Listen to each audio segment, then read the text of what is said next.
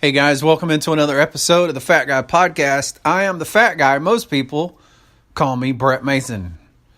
120 pounds or so lost. Ballparking it. It was 122 a couple of days ago. Then it was 120. Then it was 119. I think today it's back to 120. That's how weight goes. It fluctuates up and down. Generally, I wait to hit until I have hit a weight for more than one day before I claim it. And so I've actually hit more than 120, but I'm going to claim around 120 pounds. The beautiful thing and the important thing is that you're keeping progress. 120 pounds is a lot of weight to lose. I was thinking about that yesterday as I was lifting something really heavy, and I do have an inguinal hernia, which I really need surgery for, but I'm putting the surgery off until I've lost a lot more weight because with surgery, complication rates are nearly double for overweight people. So for the exact same surgery, if you're a lean, thin person, having that surgery compared to an overweight or an obese person having the surgery, the obese person's risk factors are double that of the thin person.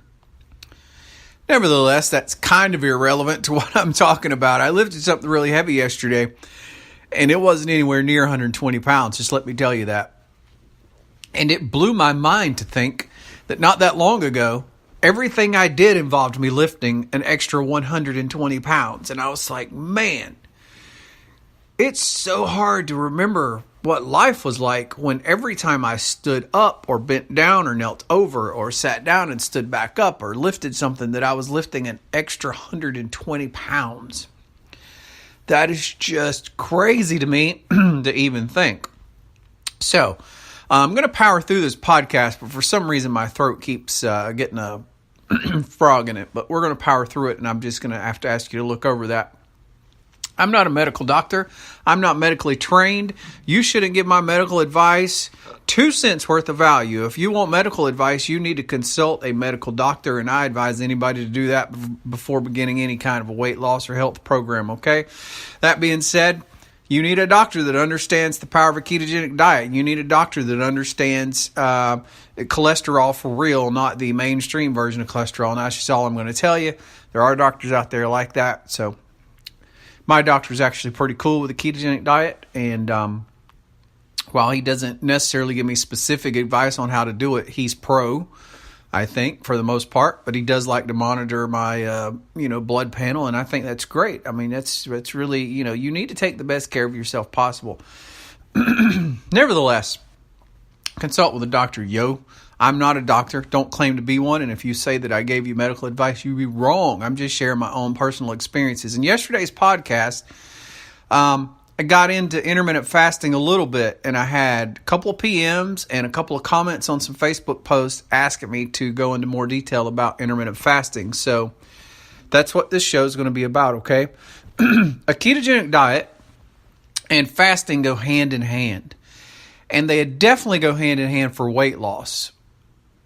If you've listened to any other of my podcasts, and I hope that you have, you know that the key to losing weight, if you have metabolic syndrome, which nearly everybody that's overweight has. Now, I'm just going to make a caveat on there. I hate to say this because a lot of people will go, well, I'm one of the ones that's just overweight for this reason. You're probably not. There's a tiny small percentage of people that are overweight for other reasons, whether it be medicines they have to take, some kind of medical condition, or some people are just gluttons, although gluttony will lead you to metabolic syndrome. So you either have it now or you will get it. But for most people that are overweight, you have metabolic syndrome. You have insulin resistance. You're probably pre-diabetic, even though you may not have been diagnosed yet. Your insulin is not working correctly. And your body has to pump out more insulin. And in a state of elevated insulin, your body retains fat and it just doesn't burn it. And the fat just continues to add up. And the cycle gets worse and worse, and that's why you're never the same weight. You're always gaining. So that was me my entire life, and you probably identify with that if you're listening to this. Now, there's people that gained weight due to pregnancy.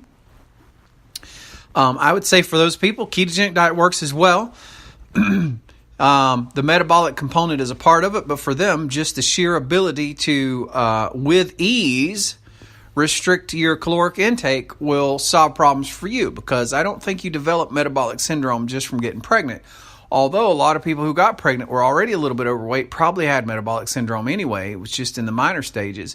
And then, of course, with the pregnancy weight gain, that metabolic syndrome you already had before the pregnancy weight gain is why it's so hard to lose the weight. So it still may be a component of metabolic syndrome, insulin resistance, etc. Okay? So knowing all that information, why does a ketogenic diet and a form of intermittent fasting work together so well as a 1-2 punch?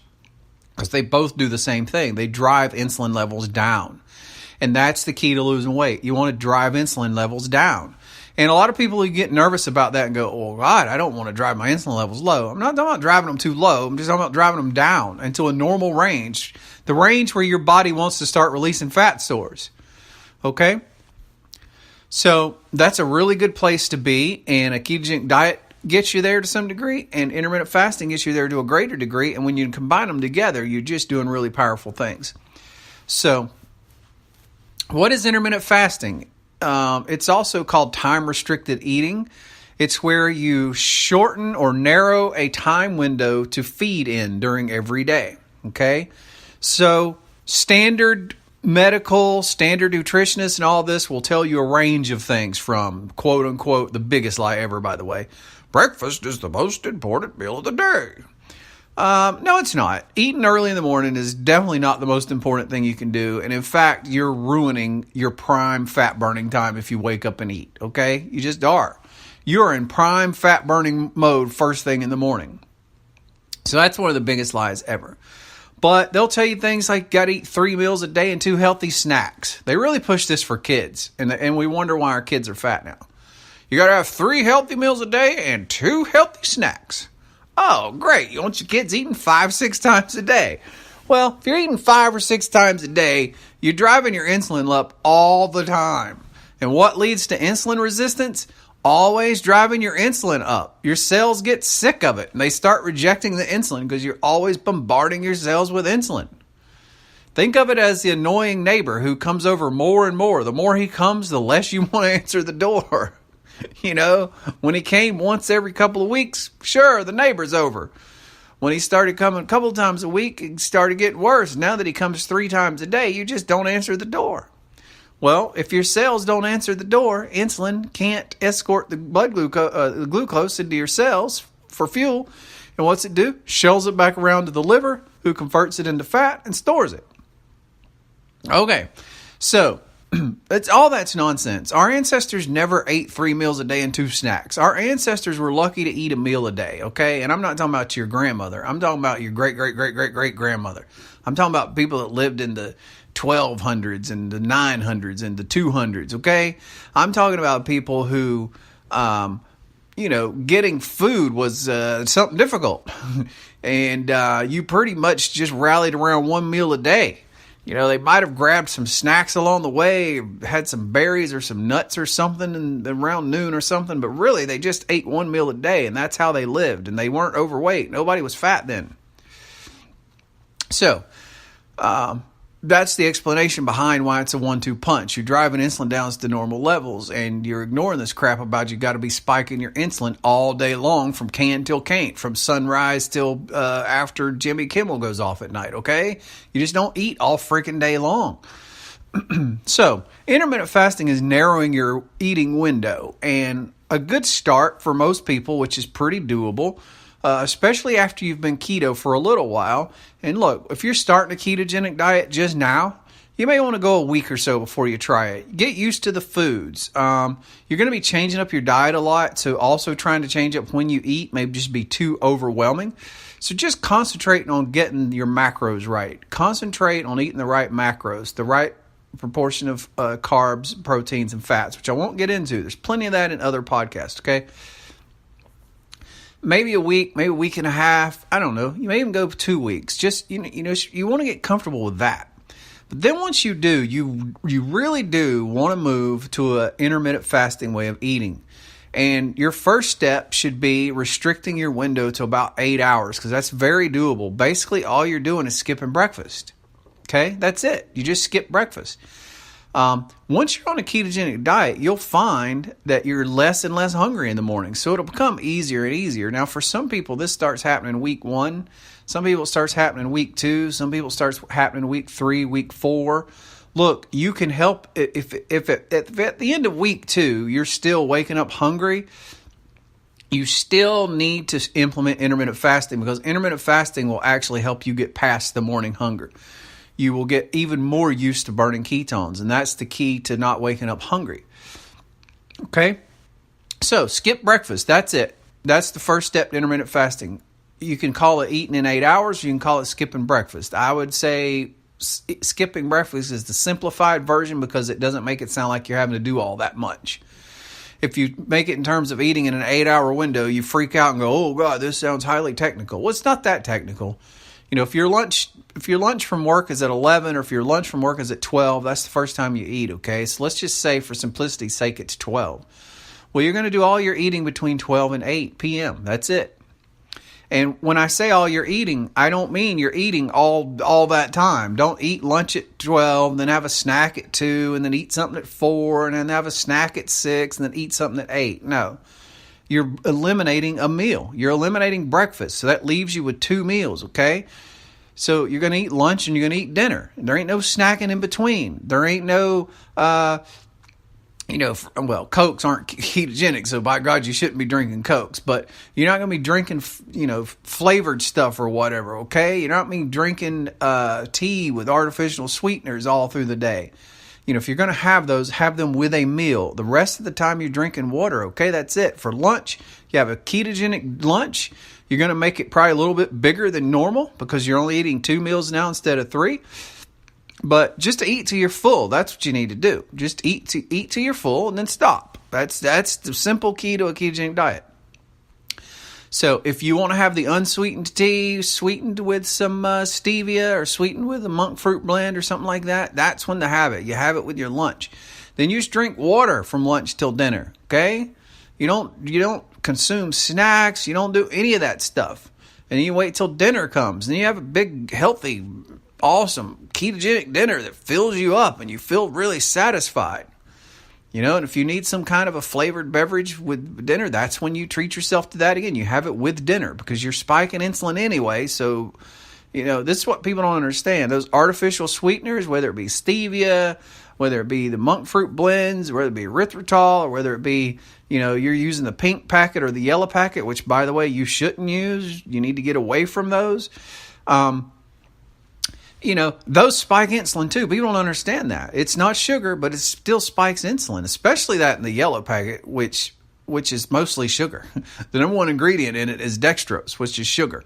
People don't understand that. They're like, "Oh, I'm not drinking any sugar." Well, if you're doing the yellow packet, you are. Okay, I'm sorry. The number one ingredient in that thing is sugar. All right. So, that's step 1. And you want to do that for a week or 2, okay? Until you're comfortable with it. But at some point, I would say a week to 2 weeks after you're comfortable with doing an 8-hour eating window, you want to shrink it down to 6 or so. So, let's say your lunch at work is at noon. You can't really change that. So it's going to stay at noon. But instead of eating from noon to 8, you're going to start eating from noon to 6. So your dinner starts happening at 6. Okay? So you're still eating 2 big, filling, satisfying ketogenic meals, one at noon and one at 6. But you're doing it in a 6-hour window. And after you do that a while, and you can stick for that one a while because that one is good. I would say that should be your minimum goal, is to get to a 6-hour window. And so if you need to stick with that a month, or stick with it 2 months, or stick with it 3 months, whatever feels best for you, that's fine. But I think at some point you can move it back even further, which I did. I went from 6 to 4, and the next thing you know, I'm eating in a 4-hour window, which was interesting to me. It basically meant lunch was gone then at that point. I quit eating lunch, and I shifted my meals back later, and so I would have something at like 4 in the afternoon and 8 at night, or 4:30 and 8:30, or something like that. So you got a 4-hour window. And then you do that a while. So at that point, you're fasting 20 hours a day. Man, your insulin is diving, and it's getting low, and it's getting into that fat burning zone, and it's staying there and just hanging out. And so for several hours every day, you are just burning fat. And the weight is going to drop off, and you're going to feel amazing. Okay? Now, at that point, you can choose to hang at 4 hours because a lot of people consider 4 hours optimum, or you may consider one meal a day. It's also called OMAD, OMAD, 1 meal a day. Now, I started doing this. I went to 1 meal a day. Now, the thing about 1 meal a day is it's very difficult to eat an entire day's worth of calories in one meal. Now, the upside is you'll never eat the same amount you were eating with 2 meals. So it's also an advanced form of calorie restriction, okay? And I don't mean calorie restriction in the sense that the other diets do it, okay? It's much different on keto. It's just much different. But you will be eating less calories, which does affect weight. But we're not going to be eating an unhealthy amount of fewer calories. It's just going to be a couple hundred fewer probably. I'll give you an example for me. About the most I could eat on keto was, 16, 17, 1,800 calories a day. And that was just natural. And for me to get up to 407 pounds before, I was eating 4,000 or 5,000 calories a day. And so it's quite remarkable to me that just by going keto, my body naturally regulated itself to 16, 17, 1,800 calories a day because high fat is highly satiating. It's highly satisfying and you're just not hungry as much. And if you try to eat, you get to a point where you actually have to try to overeat on keto because it's hard to. I always tell people, grab a stick of butter, which is only 8 tablespoons. Grab a stick of butter and try to eat that entire stick of butter. It's hard. You'll get sick trying to eat it. You just can't eat a lot of fat, okay? And keto is a high-fat diet, and fat is a awesome form of energy because it doesn't spike blood sugar. It doesn't spike insulin. And it's very satiating. First, it's hard to eat a lot of it. And second, once you do eat it, it sticks with you for hours and hours. And that's why keto is so awesome. So, when you get to 1 meal a day, as an example, I was eating, I'd say I was averaging 1,700, 1,800 calories a day, eating in a 4-hour window. When I skipped to 1 meal a day, it was on the low end of that, 1,500 to maybe some days 1,600. And, when I first tried to do 1 meal a day, I didn't nail 1 meal, okay? I couldn't eat 1,500 calories in 1 meal. I was eating like 1,200, okay, which would leave me about 300. So what I was doing was, I really was doing about a 90-minute eating window, okay? This is basically what it boiled down to. I'd have my big meal, and then about 90 minutes later, I'd go have some panino prosciutto wrapped mozzarella, which is awesome, by the way. Or I'd have some olives and some cheese, or I would have, some zero carb, beef sticks, and it'd be a snack, but it would essentially be a second meal to get me another couple hundred calories in. And I did that for a little while because it just didn't seem to work out. But then at some point, eating 1 meal a day became super easy to me. I would say at any point in time where you're really comfortable from the 4-hour eating window a day all the way to just eating 1 meal a day, any range wherever you're at in between, you are in a prime spot to start mixing in extended fasting if you choose. Your body will be so accustomed to going long hours without food that it will be really easy for you to fast. It'll just be simple, especially if you make it to eating in a 90-minute window, like I mentioned, where you're eating 2 meals, but it's not 2 full meals. You're eating a really full meal, and then you're eating a really much smaller ketogenic snack / meal 90 minutes later. So your eating window is confined. You're basically fasting, 22 and a half to 23 hours a day at that point. Okay. Once you get to that point, first of all, you're going to feel amazing. You're going to you don't understand it now, but you're going to feel so great when you wake up in the morning to go to work. You're going to be light, bouncy, jumpy, full of energy, ready to take on the day. And you don't believe that now, but trust me, that's so true. You will kick your coworkers' asses in terms of morning productivity. You won't be weighed down. Your ketones will be super elevated. You're going to have clarity of focus. You're just going to be conquering the world at this point. And you get so much more accomplished. And then when you think about the fact that you don't even have to take a lunch if you don't want to, this works great for people whose jobs are flexible. If you can skip lunch and knock that hour off the end of the day, you're going home an hour earlier. And I know a lot of people that work jobs like that. I worked a job like that. I'd skip lunch a lot of times back then because I knew I could go home because I had to go to work really early. So quitting time for me was 2 or 3. And I'd skip lunch, and that would back it up to 1 or 2. So by 1 or 2 in the afternoon, man, I was headed home. So if you have a job like that, keto is going to change your life because you don't need to take lunch. Now, if you want to take lunch and go shopping or go hang out with your coworkers or meet somebody for lunch, that's fine, but you're not going to be eating with them. You can go and you're going to be drinking water. So you'll be sitting at a table with them and you're going to be drinking water, but be conversation. That's what eating lunch with people is about. It's about conversation. It's about bonding. So all that's up to you, but I just say that it just opens up an entirely different world when your life isn't consumed with food, okay? Think about it. Where most people's life between 6 and noon is consumed with food twice a day, they have to be obsessed with getting breakfast, and they have to be obsessed with getting lunch. You completely remove that from your life. It's so freeing and transformative in so many ways. You become so much more productive. Nevertheless, once you get to that window, when you're down to that 4 hour, but especially if it's a 90 hour, or especially if it's just one meal a day, anywhere in that range, you are now primed to start working in extended fasting as a part of your protocol. So what do I mean by that? I mean once a week or once every other week or something like that. You go 2 days without eating, okay? So we eat our big, healthy, satisfying, fulfilling meal at 6 o'clock tonight. All right? We don't eat all day tomorrow, where we would normally eat at 6 o'clock tomorrow. You don't eat that. You go all the way till dinner the next day. So you've skipped an entire day of eating and all the way to dinner the next day. And boy, are you burning some fat when you do that. And I promise you, your hunger level will be so minimal, it'll be annoying like a little gnat, that you flick away and eventually smash. As I'm speaking to you right now, about 35, 36 hours fasted, I think. And I still haven't had any hunger at all today, period. And as I'm recording this, it's about 1 in the afternoon.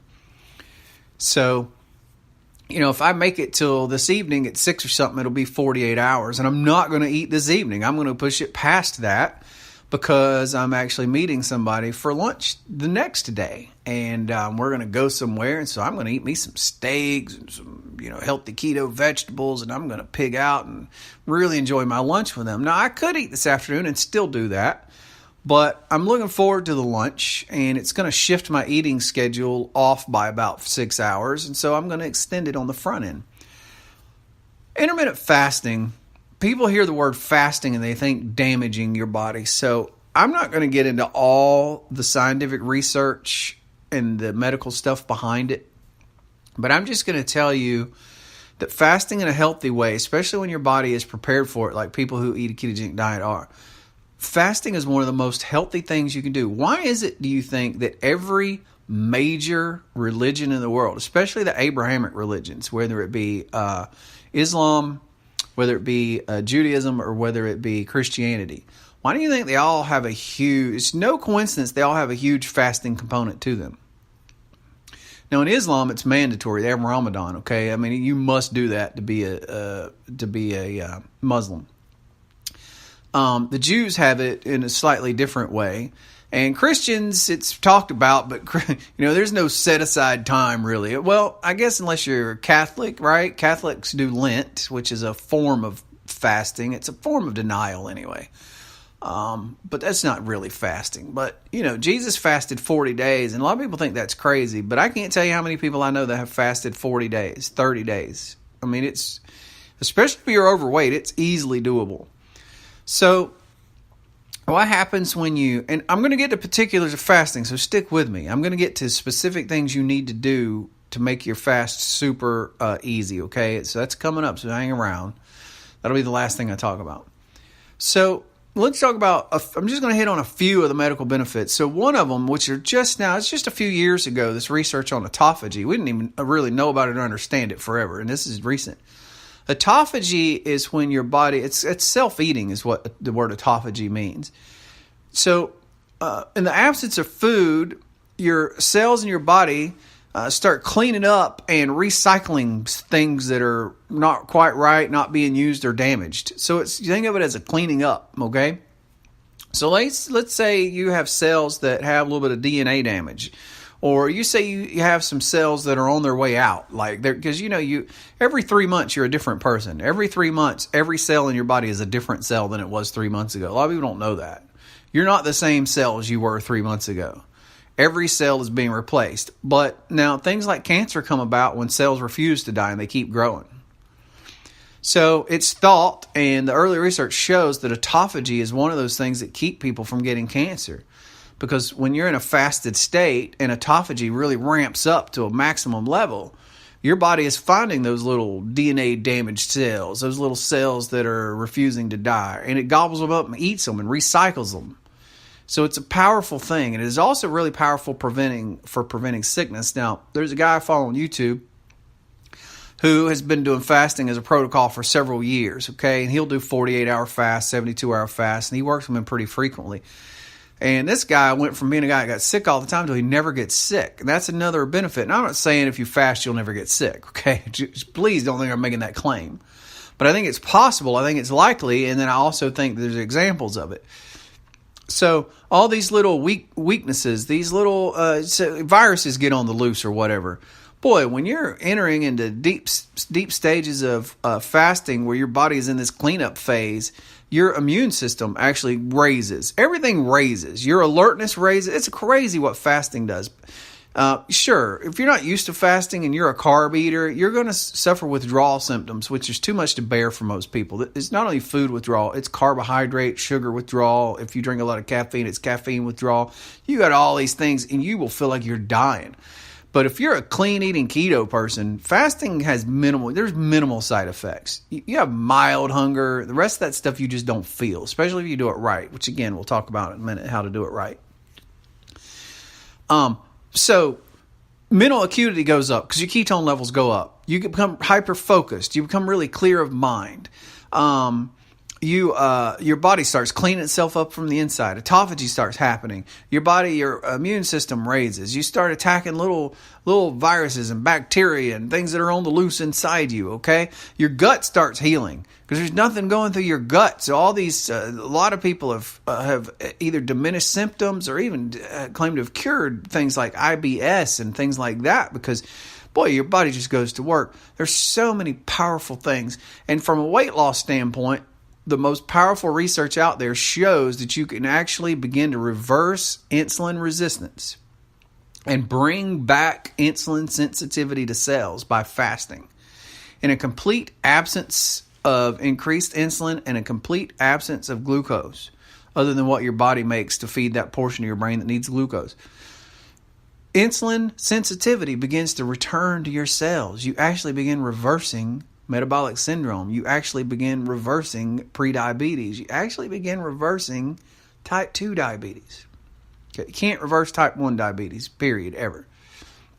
You can help it, though, with a ketogenic diet. You can take much less insulin, which makes your body much healthier, which will make you live longer. So these are the reasons that I really started pushing my foray into fasting, because I loved keto and fasting wasn't too much top of mind. But I'm a person that's always researching. I'm reading the literature. I'm on PubMed. I've trained myself how to read research and understand if it's good or junk research, because there's some junk research out there. And I'm not the best at it, but I think I'm better than the average bear at it, okay? So fasting was important to me. So for me, obviously for weight loss reasons. But cancer, I've watched my mom go through cancer. If there's anything I can do that will even slightly reduce my risks of getting cancer, I want to do it because that's a horrible way to go out. It's just a horrible way to go out. I'm not saying I can prevent myself from getting it because I lived a horrible life. I've done so much damage to my body. Who knows how much of it's reversible? But I think it's my best shot. And then the other thing is the insulin sensitivity. I'm excited about bringing that back and reducing my level of insulin resistance. And then the final thing is the healing. I have rosacea. So if you see me, my cheeks are going to be really, really red most of the time. They're inflamed. You can actually see little blood vessels under the skin. This is rosacea. Doctors don't know what caused it. There's a lot of theories that it has something to do with gut bacteria, your gut microbiome or something.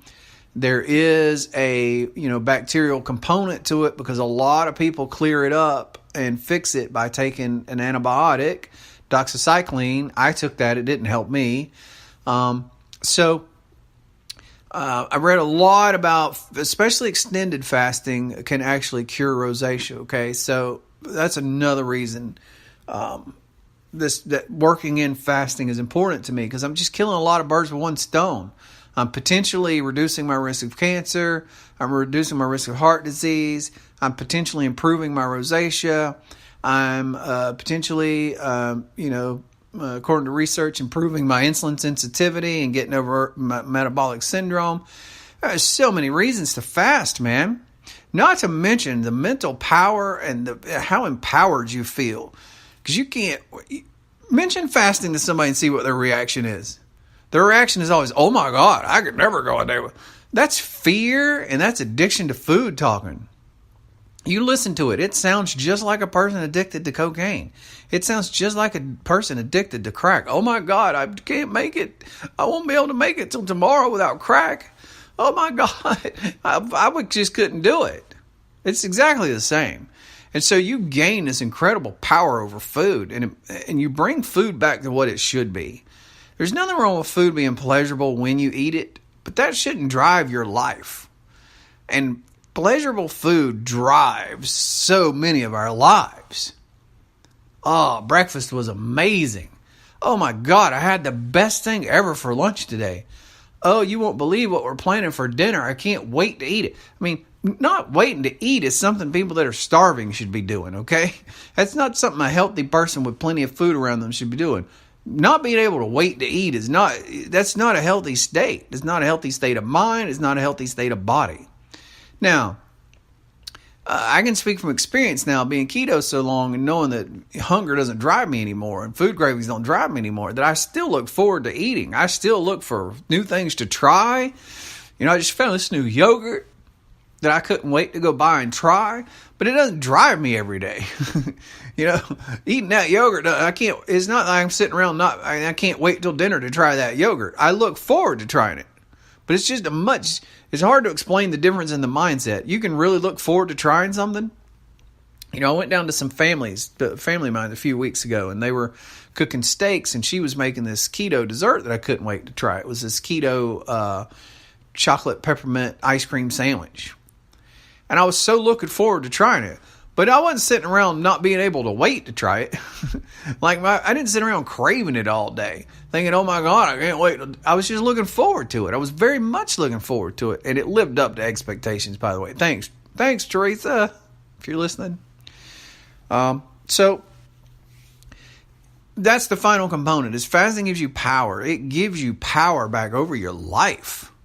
It gives you productivity back. It gives you mental clarity back. And then it has all the health benefits. And then it, of course, has weight loss benefits.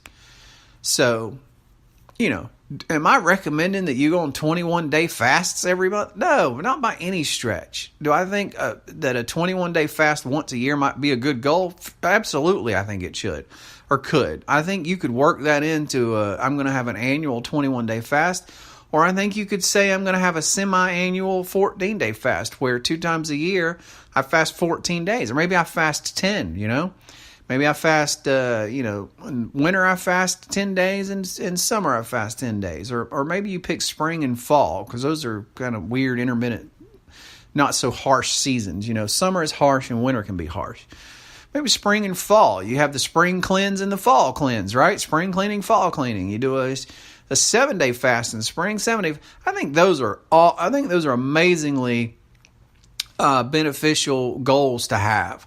But do I think you need to be not eating all the time? That's not what I'm saying at all. But intermittent fasting is not that. Intermittent fasting is just pushing the window between meals. And if you're overweight, even if you're of a healthy weight, did you know that a healthy weight person has something like 30 to 60,000 extra calories for emergencies on their body?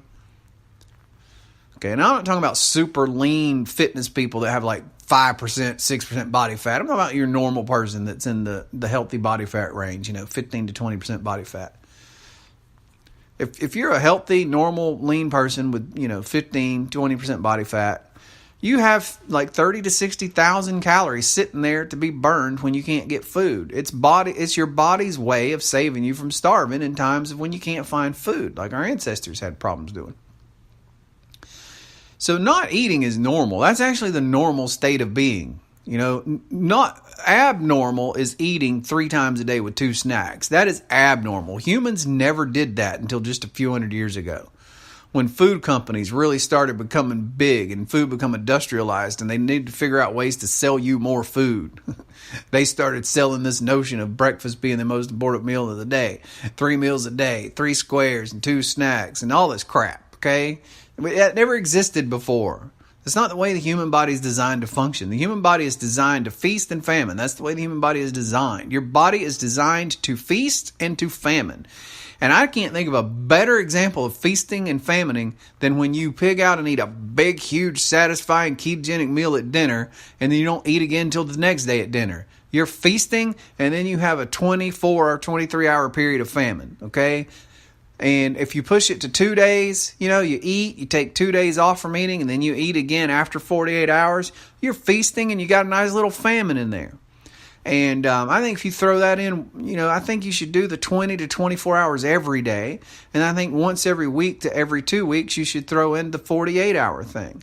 And it's going to rejuvenate. It will change your life. And that's the protocol that I'm following now. And I love it. And I feel it so empowered. And I feel so good.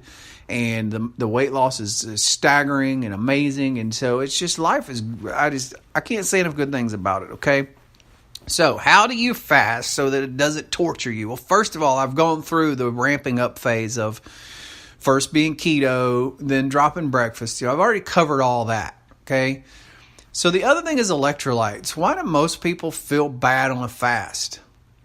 Okay. First of all, if you're not eating, you don't require as much water. Now, if you're an outside construction worker or you have a hyperactive life where you are going to the gym and burning 1,000 calories every day and doing crazy stuff like that, then you require more water. But if you have an office job, and you may stop at the grocery store or something, and then you go home and you cook and eat with your family, and that's your day, then your water requirements will be reduced. You don't have to guzzle water, but about a couple of quarts of water a day during fasting should be fine for you. What you will lose is electrolytes, and this is where you will get the headaches or the lightheadedness may come. So you really want to do electrolytes. So, the number one electrolyte is salt, and I think for 48-hour fast, salt's really probably all you should worry about, okay? So, when you wake up in the morning or the middle of the day at lunch or whenever, take you and it needs to be a big bottle, 20 ounce bottle or something like that. I'm not talking about 8 ounce glass, it needs to be big. And you put you a teaspoon of pink Himalayan sea salt in there, 1 teaspoon of that in there. You mix it up and you drink it. Yes, it's going to be extremely salty. Yes, it's going to be hard to drink. But the upside is you will retain fluids in your body. You won't become dehydrated. Chances are you won't get the headaches. Chances are you won't get the lightheadedness. You will be avoiding that because you'll keep your electrolytes up, okay? So, you don't need to do that necessarily when you're, eating in a 4-hour window or a 2-hour window or eating 1 meal a day. This is when you go extra day, okay? So if you're going to do a 48-hour fast, the first 24 hours somewhere in there you want to do it, and then the second 24 hours somewhere in there you want to do it. If you're doing an extended fast, let's say you're going 72 hours or 96 hours, or let's say you're attempting a 7-hour fast, then you absolutely want to do it, okay? And you may also want to consider tossing in another supplement for it. Just this is what happens when you do podcasts with no script. What are the electrolytes? Magnesium, potassium. So potassium. You may want to consider getting you a potassium citrate supplement. Potassium citrate is what I recommend. Usually, when you look on the back of those, it'll say 99 milligrams of potassium. So that's a very small amount of potassium because you can OD on potassium. So look, if you're not eating, don't worry, you're not going to OD on it. But for people who do eat every day, like most people do, you get a bunch of potassium, and adding potassium supplements on top of that can cause people to oversaturate their body with potassium. So it's hard to find potassium that has very many milligrams. I tell you that to tell you this. If you're doing an extended fast, and by that I mean more than 48 hours. Let's say you're doing 72 hours. I'd say on about the third day, start taking some potassium and take it for the rest of your fast once a day. And, if you have those potassium supplement pills that are, 99 milligrams, take 2 or 3 of them a day just to keep your potassium in there. And stop it when you start back eating again, okay? Potassium is not something that you want to take long term. The salt you'll be fine with. Pink Himalayan sea salt is what I highly recommend. If you prefer to do tablets, you can buy sodium tablets. I have them. They're 1 gram sodium chloride tablets. And if you take 3 or 4 of those a day, you'll be fine. And you take 2 in the morning, 2 in the afternoon, or whatever. That'll get you about 4 grams of sodium, which is about the minimum you need every day. And it's easier than drinking a glass of pink Himalayan sea salt. What I would caution you about is if you can do the pink Himalayan sea salt, I highly recommend it because pink Himalayan sea salt has all of these trace minerals in it, including a little bit of magnesium, a little bit of potassium, not very much, just very small amounts in there. But it has a whole other range of trace minerals in it. And so you're providing your body with more than just table salt when you do pink Himalayan sea salt. And it's much healthier for you. It's much more healthy and replenishing to the body. So I think I've ranted on and on about intermittent fasting enough. I hope that it answers your questions. I would conclude by reminding you again, I'm not a medical doctor, okay? Consult with a medical doctor, especially if you're doing extended fasting, okay? Don't do an extended fast without talking to your doctor about it. Subscribe to us. Fat Guy Podcast is a username on any form of social media. My recommendations are in this order: Snapchat, Facebook, then Instagram, and Twitter is at the bottom. I use it the least. But just add me on all of them. Fat Guy Podcast is the username. And then if you don't understand podcasts, you're like, I don't understand the podcasting app and how to subscribe and the notifications, and I don't understand all that. I want it simple. Let me encourage you to download the Spreaker app. That's the company that I host my podcast with. They have an app that's all podcasts. So it's not just mine. There's thousands and thousands of other podcasts on there. So if you have other interests other than weight loss and keto, let's say you're interested in gardening, you're interested in carpentry, you're interested in do-it-yourself, fixer-up. I mean, there's a podcast out there no matter what I love podcasts, and I love the Spreaker app. So download the Spreaker app. It's free, Spreaker. Download it for free. Search for Fat Guy Podcast. When you find my podcast page, click the heart button, follow me, favorite it. You'll be able to find all new episodes easily. You can get notifications when a new one comes out. And you may find other podcasts you like. It's just the easy way to do podcasts, okay? It's a simple way. And I really love the Spreaker app. I used to, do the iOS app, go that whole Apple podcast route. I just use Spreaker now because it's so simple and it's so easy. I really prefer it. I thank you guys for listening. If you know somebody who is obese, okay, if you know somebody that needs to lose 50 or 100 or 150 or 200 pounds, share my podcast with them. Give them hope today. Give them hope and knowledge and power that they can change. I just saw a woman, and I won't call her name, but I just saw one post on Facebook. She was devastated because she was going to get bariatric surgery. Then their family lost their health insurance. And, that's a whole process. You have to get psychologically evaluated. You have to go to 2 or 3 different meetings. Then you have to go on a diet for 2 or 3 weeks and do that. And then you find, you got all this stuff you got to go through working up. I know because I went through that process because I considered it and was going to do it. And the same thing happened to me. I lost my insurance coverage. And thank God I did. Thank God I did. What a blessing that was. And I told this woman, I said, look at it as a blessing and consider keto and follow my podcast. You have the power to change your life without undergoing a dangerous and potentially deadly elective surgery. The doctor's answer to everything is to cut you open and cut something out and then fill you with pills. I'm not knocking doctors. Doctors do amazing things. I have an amazing doctor. I love my doctor. He is phenomenal. That being said, when what you have in your hand is a hammer, everything you see is a nail. And what doctors have is surgery and pills. And so every problem they see, the solution to it is surgery and pills for the most part. And that's not the solution to weight loss. Once you understand metabolic syndrome, insulin resistance, once you understand prediabetes and diabetes and how that affects your weight, you have the knowledge. And then once you understand keto and then you add intermittent fasting, you have the power to change your life, and it will empower you in ways that having a surgery will never empower you.